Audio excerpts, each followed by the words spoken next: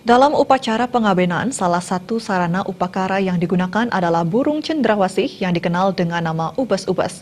Penggunaan ubes-ubes diyakini berfungsi sebagai permohonan untuk melancarkan perjalanan Atman dari rintangan.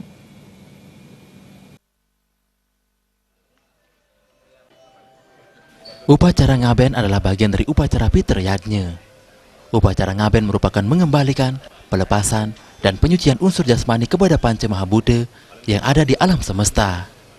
Upacara ngaben merupakan salah satu kewajiban dan wujud bakti atau penghormatan kepada orang yang telah meninggal. Di dalam upacara ngaben, ada salah satu sarana yang dipakai ketika jasad dibawa ke kuburan, yaitu ubes-ubes. Ubes-ubes berupa burung cendrawasih.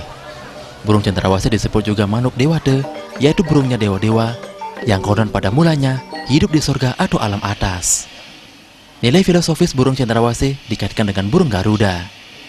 Burung Garuda adalah burung matahari atau burung Raja Wali yang dianggap sebagai lambang dunia atas. Pembina Yayasan Sabah Budaya, Ide Pedanda Gede Putra Bajeng menyatakan, sampai saat ini belum ada kesulitan untuk memperoleh burung cendrawasih sebagai sarana upakara. Ada kesulitan, masih bisa di antara apa yang telah dimiliki sekarang yang ada di Bali ini masih bisa apakah dipinjamkan, apakah itu dimohonkan kepada para pendeta ataupun yang memiliki daripada burung itu sendiri. Belum sampai saat ini dalam hubungannya dengan penggunaan untuk Pitr Yajnya, pengabeanan, untuk mengantarkan roh ini itu dengan burung yang kita sebut dengan manuk dewata ini.